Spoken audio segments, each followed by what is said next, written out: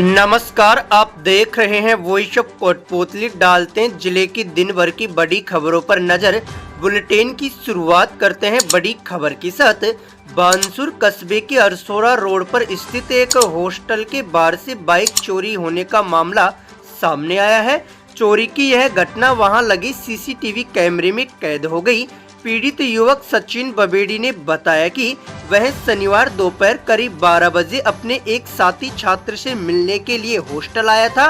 सचिन ने अपनी bike hostel के बाहर खड़ी की और अंदर चला गया। वह करीब 10 मिनट बाद जब बाहर आया तो उसकी बाइक वहां से गायब मिली। आसपास तलाश करने पर भी बाइक का कोई सुराग नहीं मिला।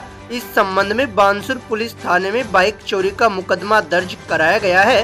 पुलिस सीसीटीवी फुटेज के आधार पर चोर की पहचान करने और उसे पकड़ने के प्रयास में जुटी हुई है।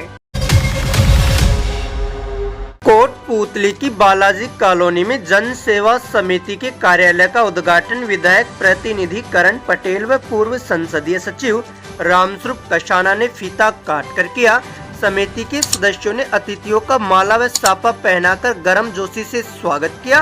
विधायक प्रतिनिधि करण पटेल ने कहा कि जन सेवा समिति क्षेत्र में सामाजिक उत्थान के लिए एक मजबूत मंच बनकर उभरी है। समिति के प्रयासों से आमजन को स्वास्थ्य संबंधी सेवाएं सरलता से ही मिल रही है। तो वहीं पूर्व संसदीय सचिव रामस्वरूप कशाना ने कहा कि नर सेवा ही नारायण सेवा है और पीड़ित मानवता की सेवा से बड़ा कोई धर्म नहीं है। समिति सचिव डॉक्टर ताराचंद मेहताला ने बताया कि 30 मार्च 2025 को राजस्थान दिवस के अवसर पर समिति की स्थापना की गई थी। अल्प समय में ही समिति ने कोटपूतली क्षेत्र में सामाजिक सरोकारों की एक नई पहचान बनाई है। समिति ने अब तक करीब 2 दर्जन से अधिक गाँव में निःशुल्क चिकित्सा शिविर लगवाए हैं, जिनमें लगभग 8000 मरीजों का उपचार किया जा चुका है। विशेष रूप से नेत्र चिकित्सा में समिति की भूमिका सराहनीय रही। अब तक 70 बुजुर्गों की आंखों में पुनः रोशनी समिति द्वारा लौटाई गई है।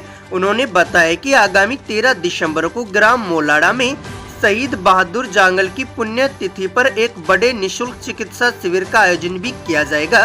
कार्यक्रम में जिला पार्षद मंजू रावत, राशन डीलर संघ की जिला अध्यक्ष बाबूलाल रावत, इंद्राज कशाना, डॉक्टर शुभम गौड़, डॉक्टर संतोष पटेल, बानसूर ब्लॉक कांग्रेस अध्यक्ष भीम सिंह पटेल, युवा नेता संजय बागड़ी, नासिर खान, समिति अध्यक्ष नीलम देवी, कोषाध्यक्ष हवलदार कृष्ण जांगड़, मानव सेवा निःशुल्क एम्बुलेंस संचालक दिनेश पहलवान, राकेश गुजर, अंकेश कुमावत, रतिराम सूद सहित अन्य लोग मौजूद रहे।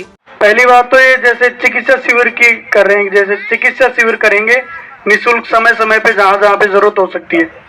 सर्वप्रथम जागरूकता की बात होती है कि किसी चीज की बीमारी हमारे है भी या नहीं। कई बार अपने को देखने को मिलता है कि मेरे एक आंख से थोड़ा कम दिख रहा है, बचपन से ही नहीं दिख रहा था, मेरे शायद कोई बीमारी है ही नहीं। उस चीज की जागरूकता भी जरूरी है कि वो चीज मेरे बीमारी सचमुच में है। अगर इस शिविर के माध्यम से बिना कुछ मतलब निःशुल्क, बिना रुपए खर्च करे किसी गांव ढाणी के गरीब आदमी को उस समस्या के बारे में पता लगे और उसका निवारण भी हो, इलाज भी हो जाए, तो इससे अच्छी बात हो नहीं पाएगी कुछ भी। तो इसके लिए बहुत बहुत धन्यवाद आपका। जैसे कि यहाँ पे विधायक प्रतिनिधि के तौर पे मुझे यहाँ पे बुलाया गया, अगर मेरी तरफ से कोई भी मदद का हो सके जन सेवा समिति के लिए, तो उसके लिए मैं हमेशा तैयार रहूंगा। अगर आसानी से होने लगे तो फिर संघर्ष किस काम का। और आपने जो जनता के लिए अभी आप बता रहे थे कि आने वाले समय में ग्राम मोला हेड़ा के अंदर आप फ्री कैंप लगाएंगे, और इस युग में सबसे ज्यादा आवश्यकता है,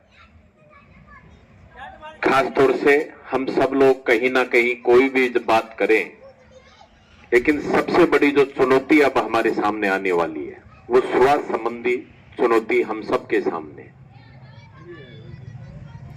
परिवर्तन इतना आया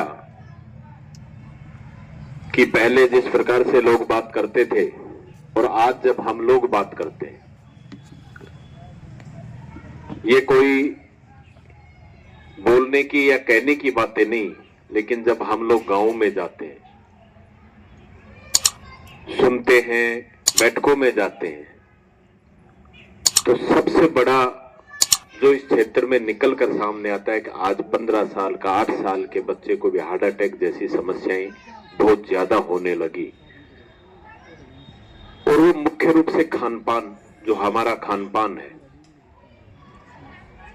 चाहे वो किसी भी रूप में हम लोग उसकी बात करें, हम सबको सबसे पहले तो मैं खास तौर से उस किसान परिवार का होने के नाते किसानों से आह्वान करना चाहता हूं कि हम जो खा रहे हैं क्या वो सही है, हम जो उगा रहे हैं क्या वो सही है, हम उगाकर जिनका, जो किसान को अन्नदाता कहा जाता है, जो अन्नदाता हमें नाम मिला है, उसी के अनुरूप हम सबको ये सोचने और समझने की आवश्यकता है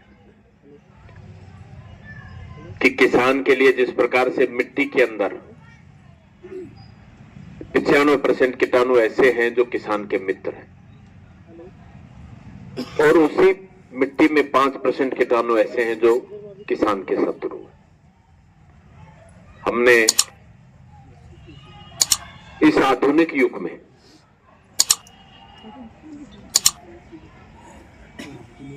उन 5% को मारने के लिए सबसे पहले अगर किसी को मारा तो 95% कीटाणु जो हमारे मित्र थे, हमने उनको पहले मारा।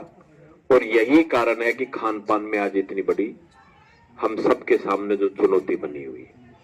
आज स्थिति यह है कि लोग मंच पर बैठे रहते हैं, भाषण देने के लिए नंबर नहीं है, लेकिन उससे पहले अटैक आ जाता है। स्वास्थ्य के प्रति जागरूक होना, स्वास्थ्य के प्रति लोगों को जागरूक करना, जो हमारे बड़े बुजुर्ग कहा करते थे कि मानव जीवन जब मिले तो इस मानव जीवन के अंदर प्रत्येक व्यक्ति का जो सबसे बड़ा कर्तव्य है वो कर्तव्य बनता है नर सेवा नारायण सेवा। और उसके लिए हम सब लोगों को, कोई वो एक अलग बात है कि कोई किसी माध्यम से कर रहा है, कोई किसी माध्यम से करना है, लेकिन हम सबका जो उद्देश्य है, जितने भी लोग हैं, चाहे वो राजनीति में हो, चाहे वो डॉक्टर हो, चाहे इंजीनियर हो, उनका एक ही उद्देश्य होता है कि नर सेवा कैसे हो, मनुष्य की सेवा कैसे की जाए, मनुष्य को आगे कैसे बढ़ाया जाए। और ये जो हम जब अभी मेरे से पहले काफी वक्ताओं ने अपनी अपनी बातें रखी, मैं तो आज आप लोगों के बीच में इतना जरूर कहना चाहता हूं साथियों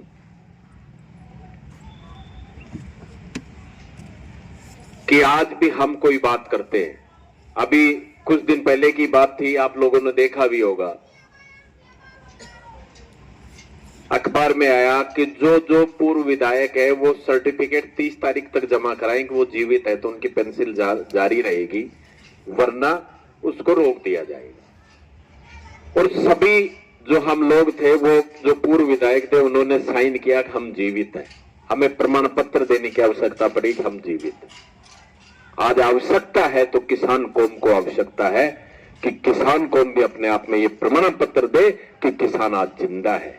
और उसके लिए किसान वो नहीं होता है जो खेत में हल चलाता है, किसान वो नहीं जो खेत में हल चलाकर अन्न पैदा करता है, किसान वो नहीं, किसान वो होता है जो खेत में हल भी चलाता, अन्न भी पैदा करता है। जब समस्या किसी के सामने आए तो उसके लिए लड़ने के लिए तैयार होता है, वो किसान कहलाता है। आज हमको आवश्यकता है साथियों, आज आवश्यकता इसलिए है कि जिस प्रकार से लोग जो गुमराह कर रहे, देश को बर्बाद करने का काम कर रहे हैं, आने वाले समय में हम लोग अपनी जो आने वाली पीढ़ियां है उनको क्या देकर जाओगे आप, क्या देकर जाओगे? क्या वो आने वाली पीढ़ियां हमें माफी, उनके सामने हम माफी मांगने लायक रहेंगे? जब भी बात चलेगी, जब भी कोई बात, आज भी महाभारत की जब हम लोग बात करते हैं तो जब हम बुजुर्गों से बात सुनते हैं तो सबसे पहले ये सुनते हैं कि अगर पितामह भीष्म कुर्सी के प्रति नहीं होते और वो ये कहते हैं कि भाई इस कुर्सी पर अगर लायक व्यक्ति बैठेगा मैं उसका साथ दूंगा, तो महाभारत का युद्ध नहीं होता। उसी प्रकार आने वाले समय में अगर आज किसान कौम ने लड़ना भूल गए, मुझे ये कहते हुए कि हम जब लोग बिजली की बात करते हैं तो गांव के अंदर किसान चाहे ताश खेलना पसंद करेंगे, लेकिन 20 लोग गांव से चलकर नहीं आए।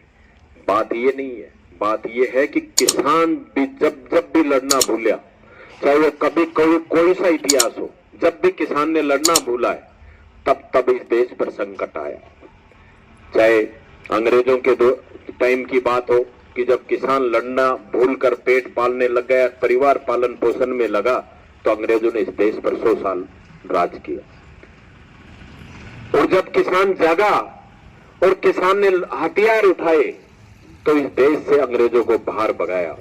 उसी प्रकार से आज भी मैं किसान भाइयों से कहना चाहता हूं, अपने उन बुजुर्गों से कहना चाहता हूं कि जब इतिहास लिखा जाए, तो उस इतिहास के पन्ने में जब आपका नाम दर्ज हो, तो उन वीरों के द्वारा दर्ज हो जो सदैव किसान को वीर कहा करते थे। कि आने वाली पीढ़ियां ये नहीं कहे हमें कि जब ऐसा समय आ रहा था देश के अंदर, जब देश को लूटा जा रहा था, जब देश को बर्बाद किया जा रहा था, तो किसान अपने घर में बैठकर, अपने गांव में बैठकर, अपने खेत में बैठकर देखता रहा। मैं तो साथियों ये निवेदन करना चाहता हूं आप लोगों से कि इस समय में सबसे बड़ी भागीदारी किसान वर्ग को निभाने की आवश्यकता है, और वो तभी निभेगी तब आप लोग जागरूक होंगे। जब भी कोई, आज हम लोग बात करते हैं कि भाई आजकल अधिकारियों के ऑफिस में कोई जाता है तो ये कह देते हैं कि अभी मिलने का समय नहीं। मैं तो ये कहना चाहता हूँ, किसान कौम के लोग हो, और किसान कौम का व्यक्ति तो सदैव लड़ता है। पहले जब खेत में जाते थे तो हम उन आवारा पशुओं से लड़ते थे, जो पशु मनुष्य का शिकार करते थे, हम उनसे लड़ते हैं। आज उसी प्रकार वो आवारा पशु तो नहीं, लेकिन सरकार में जो नौकरी लगकर और जो अधिकारी आवारा पशुओं का बर्ताव करते हैं, ऐसे अधिकारियों के प्रति लड़ने की जिम्मेदारी भी इस किसान कौम की है, और इसके हमें लड़ना पड़ेगा, हमें जागरूक होना पड़ेगा। साथियों, हमें अपने अधिकारों के लिए लड़ना पड़ेगा, और अपने अधिकारों के लिए लड़े या नहीं लड़े, लेकिन इस देश के लिए लड़ना पड़ेगा, और इस देश के लिए लड़ने के लिए हम सबको एकजुट होने की आवश्यकता है। बानसूर थाना पुलिस ने अवैध हथियार रखने वालों के खिलाफ बड़ी कार्रवाई करते हुए अवैध हथियार के साथ एक आरोपी को गिरफ्तार किया है। डीएसपी मेघा गोयल ने बताया कि क्षेत्र में हुई फायरिंग की घटना के बाद पुलिस ने अवैध हथियार रखने वालों के खिलाफ बड़ी कार्रवाई करते हुए फायरिंग की घटना में वांछित महिपाल उर्फ एमपी के सहयोगी आशीष गुजर निवासी मुगलपुर को मुंडली की पहाड़ी के पास मंदिर के पीछे के जंगल से गिरफ्तार किया है। पुलिस ने आरोपी के कब्जे से एक अवैध देसी कट्टा 315 बोर बरामद की है। डीएसपी गोयल ने कहा कि क्षेत्र में पुलिस लगातार सक्रिय है और मामले में जुड़े अन्य वांछित अपराधियों की तलाश में जुटी है। अगर अभी तक आपने चैनल को सब्सक्राइब नहीं किया है तो चैनल को लाइक, शेयर व सब्सक्राइब अवश्य करें। जिले की तमाम छोटी बड़ी खबरों को जानने के लिए बने रहे वॉइस ऑफ कोटपुतली के साथ। बालाजी फिनसर्व, जहां मिलती है आपको वाहन बीमा, स्वास्थ्य बीमा, म्यूचुअल फंड, जीवन बीमा, फाइनेंस, साधारण बीमे की सभी सुविधाएं। कार्यालय बानसूर महाविद्यालय के पास, बाईपास रोड बानसूर। मुख्य कार्यालय लाल कोठी कोटपुतली। अधिक जानकारी के लिए संपर्क करें 8302367656।